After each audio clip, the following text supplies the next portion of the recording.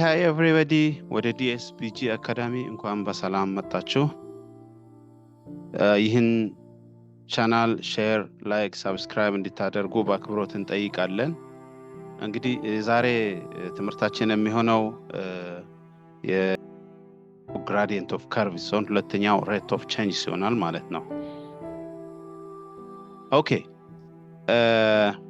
እንግዲህ አክቲቪቲዎች አሉ መጀመሪያ ማወቅ የሚገባን። አንደኛ ሴካንት ላይን የሚባል ነገር አለ።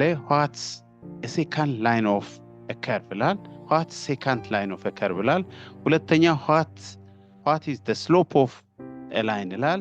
ሶስተኛ how can we calculate the slope of a line ይላል። እነዚህ ሶስቱ ጥያቄዎች በሚቀጥለው ሌክቸር የሚመለሱ ይሆናል ማለት ነው።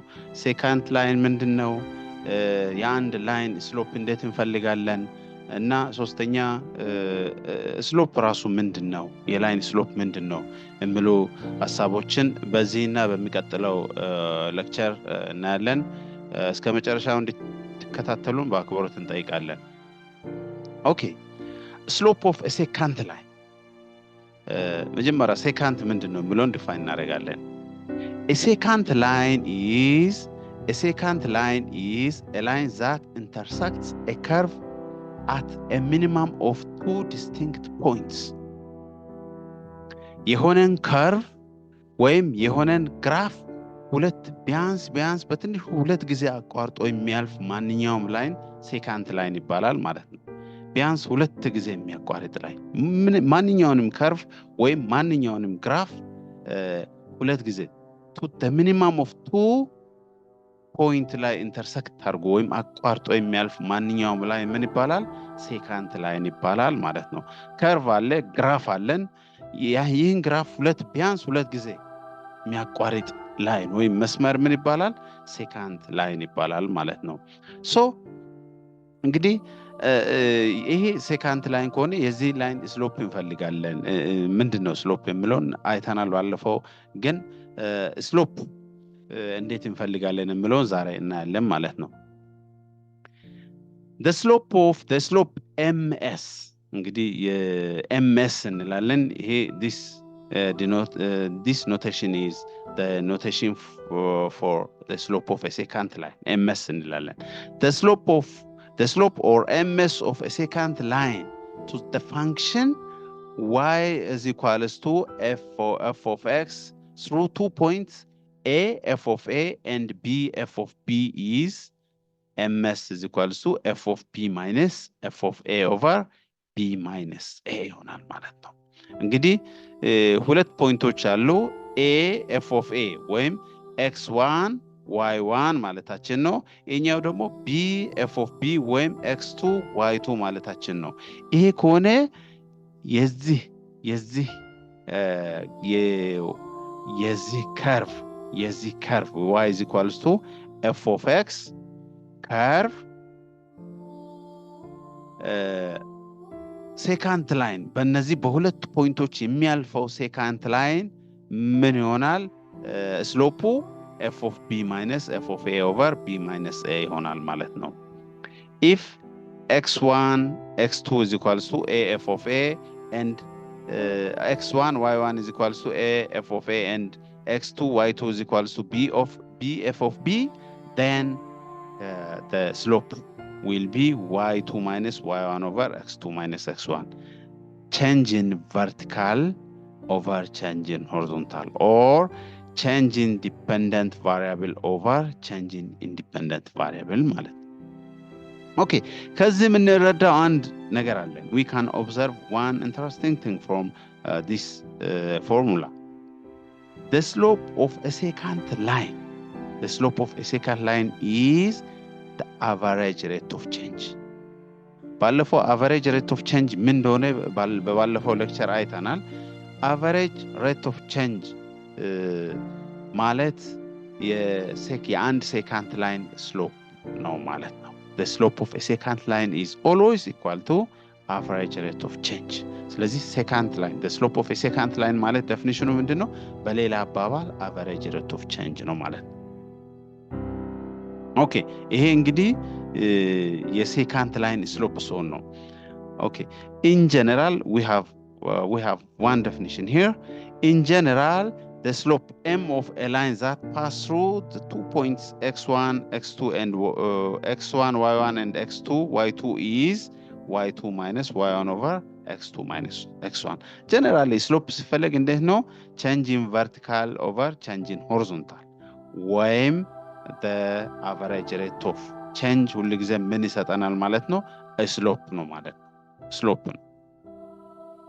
ስለዚህ slope ከዚህ በኋላ ስሎፕ ስንል ምንድነው? አቨሬጅ ሬት ኦፍ ቼንጅ ማለታችን እንደሆነ እንድንገነዘብ ነው። እዚህ ጋር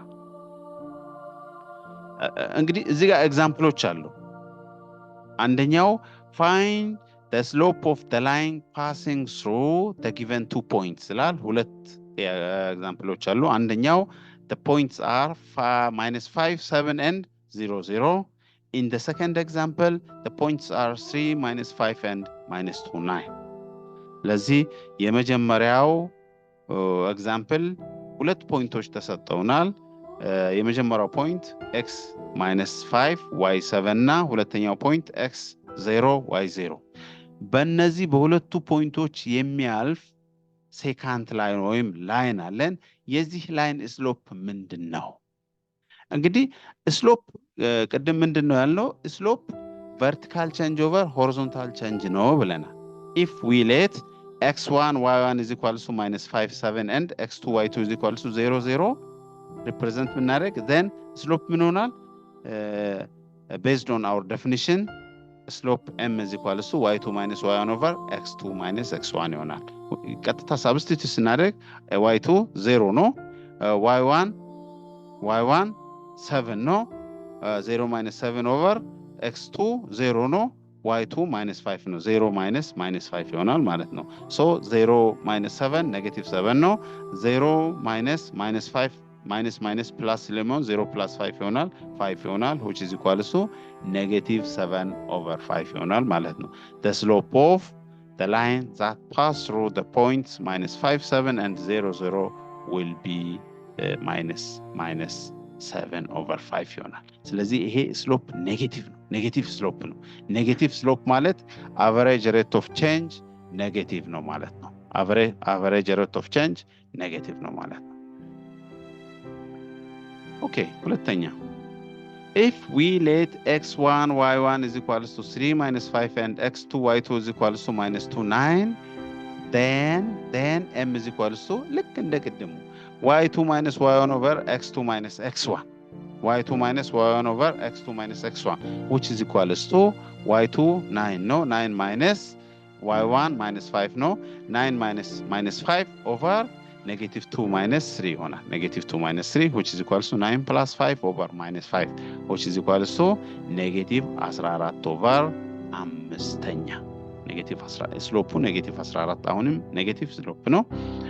ኦኬ ይሄ ኔጌቲቭ ስሎፕ ምን እንደሆነ በኋላ በደንብ እናያለን። አቨሬጅ ሬት ኦፍ ቼንጁ ኔጌቲቭ ነው ማለት ነው በሌላ አባባል። ሌላ አንድ ለየት ያለ ምሳሌ እዚህ ጋር አለን። find the slope of a secant line to the graph of the function f of x is equals to 2x cubed plus 3x minus 5 passing through the point 1 f of 1 and 3 f of 3 አሁን የሴካንት ላይን ስሎፕ ነው የተፈለገው። ፋንክሽኑ ተሰጥቶናል። we are given with the function f of x is equals to 2x cubed plus 3x minus 5 ነው። ይሄን ግራፍ ሁለት ቦታ ቆርጦ የሚያልፍ አንደኛው ፖይንት ማን ነው? 1 f of 1 ነው። ሁለተኛው 3 f of 3 ነው። ስለዚህ በ1 f of 1 እና 3 f of 3 የሚያልፍ ሴካንት ላይን ስሎፑ ምን ይሆናል? ኦኬ if we let x1 is equals to 1 and x2 is equals to 3 and y1 is equals to f of 1 and y2 is equals to f of 3 then f of 1 2 times 1 cube plus 3 times 1 minus 5 ይሆናል። ቀጥታ በf ቦታ substitute ስናደርግ 0 ይመጣል።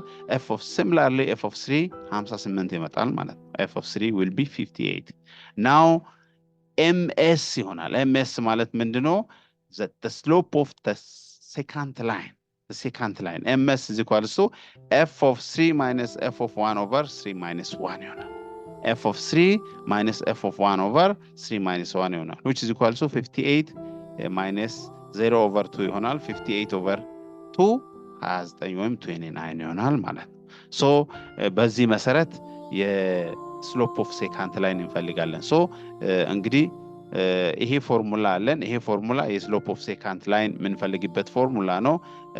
ሴካንት ላይን ራሱ ምንድነው ስንል ስሎፕ ኦፍ ሴካንት ላይን ምንድነው? the average rate of change ነው። ሴካንት ላይን ምንድነው? a secant line is a line that intersects a curve a minimum of two distinct points ሁለት ቦታ አንድን ከርቭ አቋርጦ የሚያልፍ ማንኛውም ላይን ሴካንት ላይን ይባላል። ስለዚህ ሴካንት ላይን በዚህ መልኩ ዲፋይንድ ይሆናል። ስሎፕ የሴካንት ላይን ስሎፕ ይህን ፎርሙላ በመጠቀም ms = y2 - y1 over x2 - x1 በመጠቀም የሴካንት ላይን ስሎፕ እንፈልጋለን ማለት ነው። ኦኬ እንግዲህ የዛሬውን እዚህ ላይ እናበቃለን።